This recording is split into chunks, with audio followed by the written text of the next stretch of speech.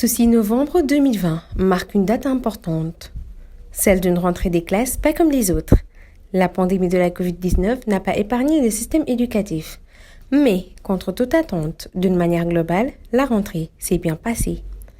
Les directeurs des établissements privés Ababacar Laye et Cheikhoul Khadim en témoignent. C'est vrai qu'aujourd'hui c'est la rentrée. Bon, les élèves sont tous dans les salles de classe parce que nous, notre credo, c'est Ubitei Djangatei. C'est ça que nous avons voulu appliquer. Donc nous avons démarré sensiblement avec l'élémentaire et le moyen général. Il est vrai que pour le second cycle, la plupart des élèves ne sont pas encore là, mais ils se sont inscrits, la plupart, mais ils ne se sont pas encore présentés. Je dois dire que la grande majorité de nos élèves nous sont restés fidèles. Ils sont effectivement venus accompagnés de leurs parents et la rentrée s'est passée sans trop de soucis. Je vous prends à témoin. Vous avez vu en tout cas qu'à notre niveau, nos classes sont en train de fonctionner. Parce que le ministère avait décidé que les ouvertures devaient se faire le 5 pour les enseignants. Donc le 5, toute l'équipe pédagogique était déjà là.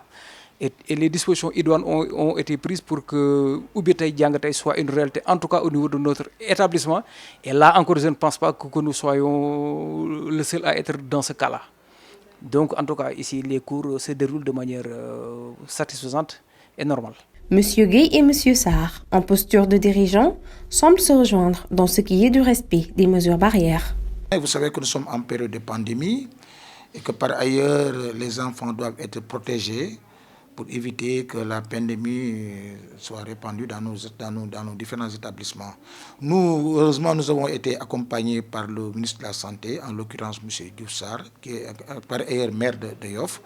Récemment, il nous a fait un don de plusieurs de masques et de lavage de mains, et puis de gel et autres, pour nous aider, pour nous accompagner, afin que les élèves puissent vraiment être protégés contre la maladie, mais même des thermoflash. Je pense que nous aussi, de notre côté, nous avons fait de notre mieux pour que les élèves puissent respecter les mesures barrières. Tout élève donc est détenteur de son masque. Et puis, avant d'accéder à l'école, vous-même, vous avez vu, nous avons les lavoirs. Les élèves donc se lavent d'abord les mains et puis après maintenant portent leur masque. Donc, vraiment, nous, de notre côté, nous avons pu respecter les mesures barrières. Je dois dire que les autorités académiques, au niveau le plus élevé, ont sorti un arrêté. Nous demandons effectivement de respecter les mesures barrières. Elles sont même allées au-delà de cela, en nous dotant de matériel. Je puis déjà vous le présenter. Toutes les écoles ont été dotées de matériel. Je dois dire aussi que les autorités municipales n'ont pas été en reste, qui nous ont énormément appuyés en gel, en masque. Donc nous n'avons pas eu trop de difficultés pour respecter les consignes sanitaires.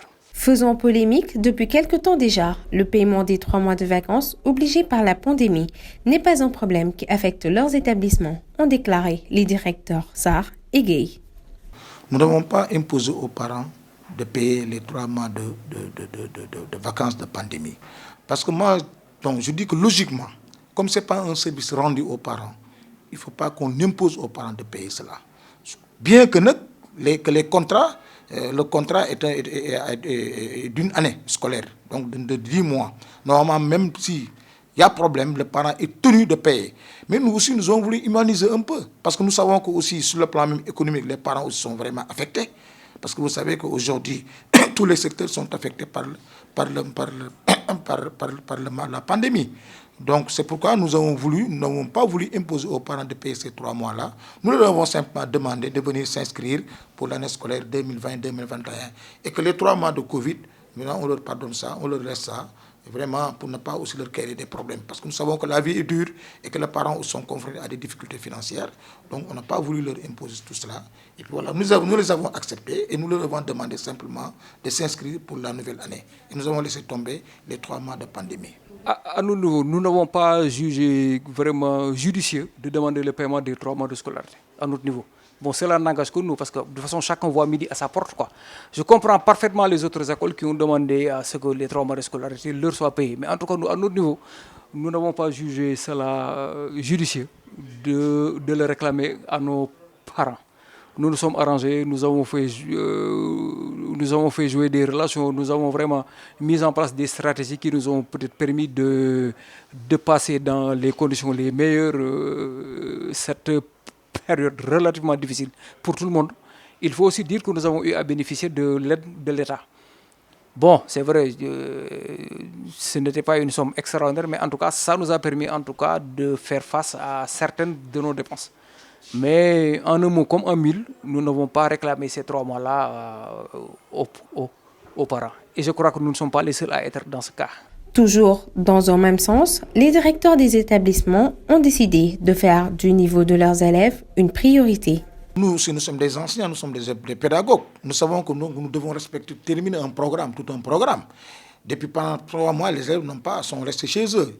Et moi, je pense que même des cours à distance, on le fait, mais ce n'est pas des cours efficaces. Parce que les élèves, même en classe, en temps de paix, ils sont dispersés et ils sont distraits. À plus forte raison, maintenant qu'on les laisse à la maison et devant un petit écran, devant leur ordinateur qui suivent des cours. Ça, c'est une aberration, on comprend. Maintenant, nous, en tant que pédagogues, nous avons pris toutes nos dispositions utiles pour que maintenant, dès le début de cette année scolaire 2020-2021, qu'on puisse procéder d'abord par un renforcement, par un rattrapage de ce qui a été perdu.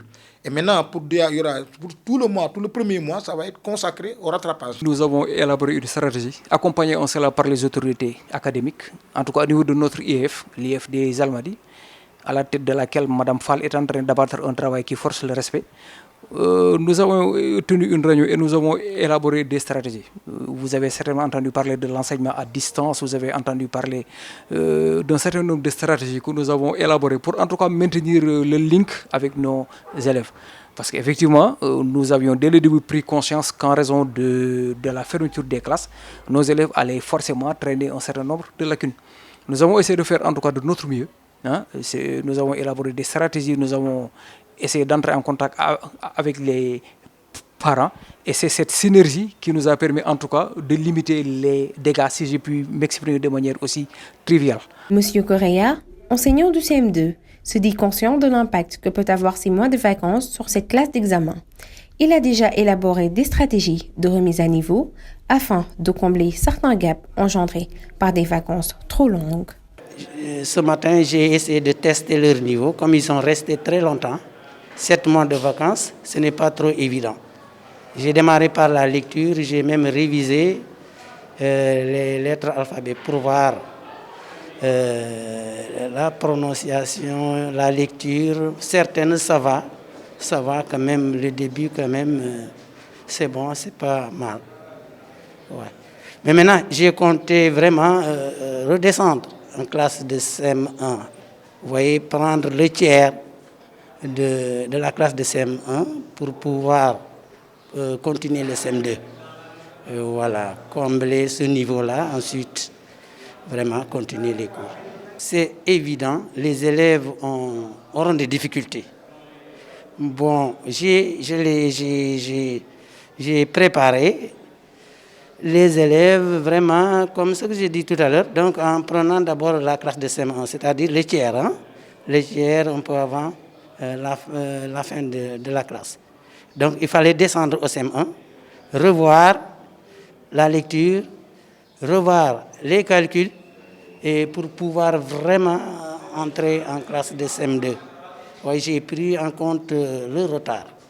Et voilà, je pense que je vais travailler dans cette lancée et pour pouvoir vraiment installer d'abord les compétences et pouvoir démarrer correctement.